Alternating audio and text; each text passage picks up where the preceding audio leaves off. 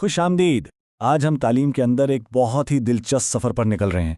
ये सफ़र इस सोच का है कि एक क्लासरूम कैसा होना चाहिए। क्या सब बच्चे एक साथ पढ़ें या अलग अलग? चलें देखते हैं कि ये सोच वक्त के साथ साथ कैसे बदली और आज हम जिस मकाम पर हैं वहाँ तक कैसे पहुँचे। और इस पूरे सफ़र का जो बुनियादी फ़लसफ़ा है ना, वो बहुत सादा सा है। हर बच्चा मुख्तलिफ है, लेकिन हर बच्चा अहम है। बस यही एक ख्याल है जो हमें रास्ता दिखाता है और याद दिलाता है कि हर तालिब इल्म की अपनी जगह और अहमियत है। तो आज की जदीद तालीम का सबसे बड़ा मकसद क्या है? मकसद है एक ऐसा क्लासरूम बनाना जहां हर तरह के बच्चे एक साथ एक ही छत के नीचे सीख सकें। उसी खूबसूरत तसव्वुर को हम जामे तालीम यानी इंक्लूसिव एजुकेशन कहते हैं। तो मंजिल तो है जामिया तालीम, एक ऐसा निज़ाम जो बच्चे के लिए खुद को बदले, ना कि बच्चा निज़ाम के लिए खुद को बदले। लेकिन सवाल यह है कि हम यहाँ तक पहुँचे कैसे? इस मंजिल को समझने के लिए हमें उन रास्तों को देखना होगा जिनसे गुजरकर हम यहाँ तक आए हैं। तो आइए इस सफ़र का आगाज करते हैं बिल्कुल शुरू से, यानी पहले मॉडल से, जिसे कहते हैं अलहदगी या सेपरेशन। अलहदगी या सेग्रीगेशन, इसका मतलब बहुत सीधा है।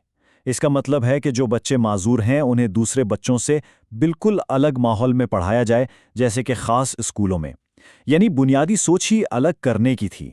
लेकिन इस मॉडल के साथ कुछ बहुत बड़े मसाइल थे। बच्चे अकेलेपन का शिकार हो जाते थे। उनका अपने हम उम्र बच्चों के साथ कोई समाजी ताल्लुक ही नहीं बन पाता था, और सबसे बड़ी बात, वो माशरे में आम जिंदगी गुजारने के लिए तैयार नहीं हो पाते थे। तो जाहिर है एक नए नजरिए की जरूरत थी। इन मसाइल को देखते हुए अगला कदम था बच्चों के दरमियान पुल बनाना, उन्हें एक दूसरे के करीब लाने की कोशिश करना। इस कोशिश में दो अहम नज़रियात सामने आए। पहला था इंज़िमाम यानी इंटीग्रेशन। इसमें माजूर बच्चों को आम स्कूलों में तो लाया गया, लेकिन अक्सर उन्हें वहाँ भी अलग कमरों यानी रिसोर्स रूम्स में रखा जाता था। सारा बोझ बच्चे पर था कि वो सिस्टम में खुद को फिट करे। दूसरा कदम था मेन स्ट्रीमिंग।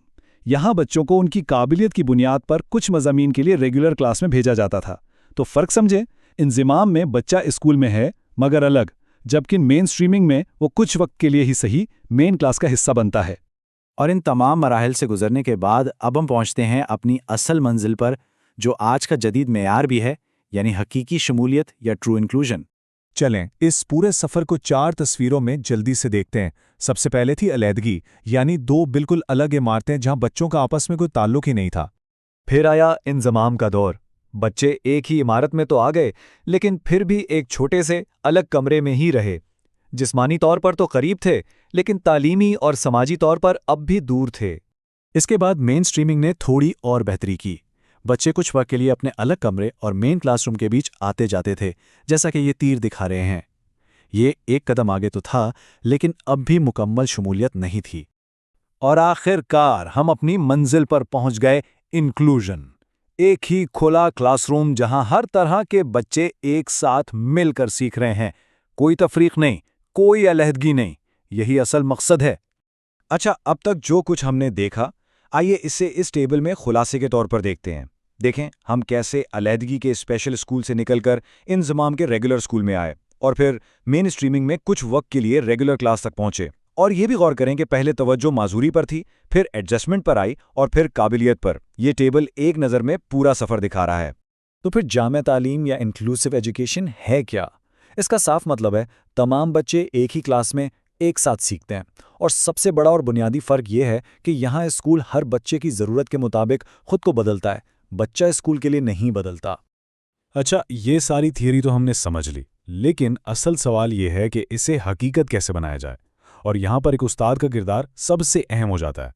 एक उस्ताद के तौर पर इस नज़रिए को हकीकत बनाने के लिए कुछ बहुत अहम कदम है। पहला, तमाम तालिब इल्मों के साथ एक जैसा सलूक हो, कोई तफरीक ना हो। दूसरा, पढ़ाने के तरीके सादा और लचकदार हों ताकि हर बच्चा समझ सके। तीसरा, बच्चों को एक दूसरे की मदद करने और मिलकर काम करने की तरगीब दी जाए। और चौथा, क्लास का माहौल ऐसा दोस्ताना और खुशगवार हो जहां हर बच्चा खुद को अपना और महफूज महसूस करे।